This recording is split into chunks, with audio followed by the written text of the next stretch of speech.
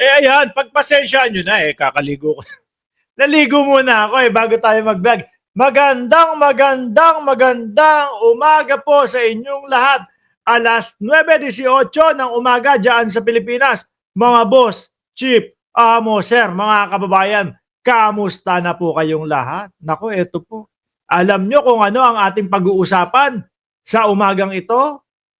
Naku po, maiinit po ang ating mga pag-uusapan sa umagang ito, mga kababayan. Kaya po, kung kayo ay hindi pa nakasubscribe dito sa ating channel, dapat lang po pindutin nyo na po yung subscribe button upang sa ganon, kayo po ay laging ino-notify ni YouTube pag nag-uumpisa na po ang ating mga talakayan, mga bossing. Ano po? At syempre, nandyan sa ilalim ng pangalan ng Mark Ramos, nandyan yung like button.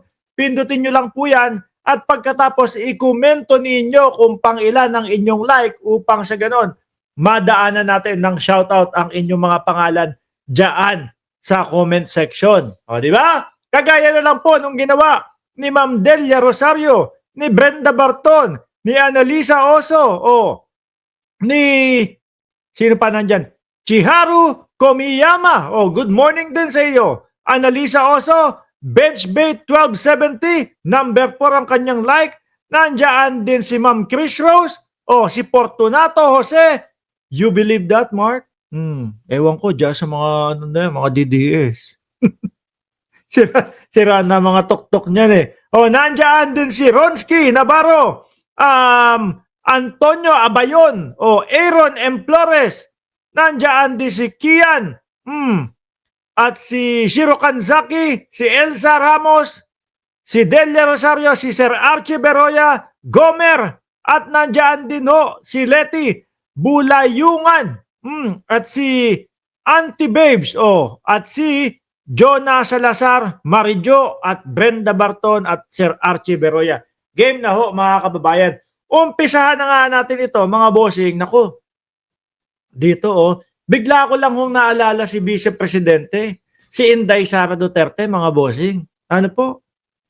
Bigla kong naalala, mga kababayan, ng ating Vice Presidente na dati sabi if you give me 100 billion, I will solve all the problems of basic education in 6 years.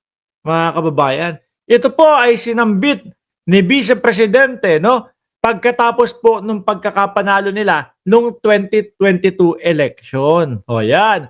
Tapos, sabi naman, DMV Secretary Amena Pangandaman, August 12, 2024. Ang masasabi ko lang po, yung 700 billion, it was quite huge, increase po from previous level niya noong 2023. Sabi ni Auntie Babes, ano daw? Basic education. Hindi. Naano ko lang yan. Nakita ko lang yan, mga bossing. Ngayon dito tayo mag-umpisa sa Pulse Asia. Ito mga kababayan. Di ba ngayon ang dami nagsasabi, bakit ganun? Parang iba, parang iba ang survey ng Pulse Asia doon sa totoong nangyayari, sa ating bayan. Doon sa totoong ipinapakita ng dalawang matataas nating pinuno, Presidente at Vice Presidente.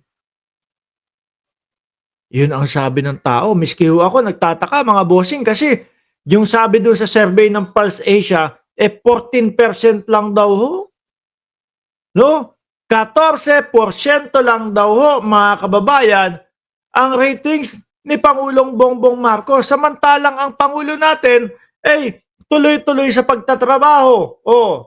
Tuloy-tuloy sa pagganap kung ano yung kanyang mga naipangako napangarap, di ba? Pangako, pangarap. Kahit na ngayon, pagbali-balik ta rin nyo man, pangako pangarap natupad ng presidente. Di po ba? Tapos biglang malalaman natin, sasabihin ng Pulse Asia, naku po, ito, 14% lang ang ratings ni Pangulong Bongbong Marcos. Di ba? Mas may tiwala ang mamamayang Pilipino kay Inday Sara Duterte versus Bongbong Marcos na si Inday Sara Duterte ho, mga bossing, eh, biruin nyo naman, ang daming hindi masagot. Ang daming hindi sinasagot or pinipilit iwasan ho, mga kababayan. Sabi ko, paano naman naging ganun? Ganun ba ka-ob-ob? Ganun ba ka-BO-BO ang mamamayang Pilipino? Na kung sino ang hindi makasagot ay siyang susuportahan at siya ang pagtitiwalaan. Hindi naman ho ganun, mga kababayan. Isa pa, isa pang Pulse Asia din ho, mga bossing. Ano po? Sabi ng Pulse Asia, 50% ng mamamayang Pilipino ay ayaw matuloy ang impeachment ni Inday Sara Duterte. Sabi ko, saglit lang. Eh bakit yung eleksyon? Parang ibang-iba ang sinasabi nung eleksyon, no? O yung resulta ng eleksyon dito sa survey na naman ng Pulse Asia. Nung eleksyon, no, mga boss, chief amo, sir, 84 hanggang 86%.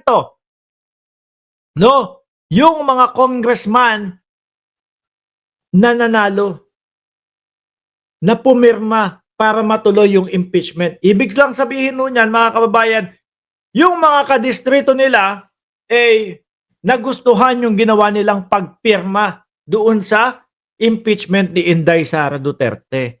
Tapos mamukat-mukat mo, kalahati daw po ng mamamayang Pilipino, eh, ayaw matuloy yung impeachment kay Inday Sara Duterte. Kaya ho, mga bossing, sabi ko, parang may mali. Ngayon, naghalugugo kami ng Team MR. O yan, chinek ho namin. At ito no, umabot sa paningin namin, mga kababayan, ito, luma na to. Kaya lang, may bahid pala. Base dito sa Philstar o Global, ito po, mga kababayan, December 10, 2000, mga bossing, high school ako nito, kakagraduate ko lang. Kakagraduate ko lang ng high school. Ano po, diyan sa Torres High School, diyan ho sa May Solis, mga bossing. Nakita natin, Pulse Asia head admits abentajado, paid 620,000 for impeach survey. Impeach survey din ho. Ngayon, nung binasa ho namin, mga kababayan, ito po pala ay patungkol doon sa impeachment ni Erap Estrada. No?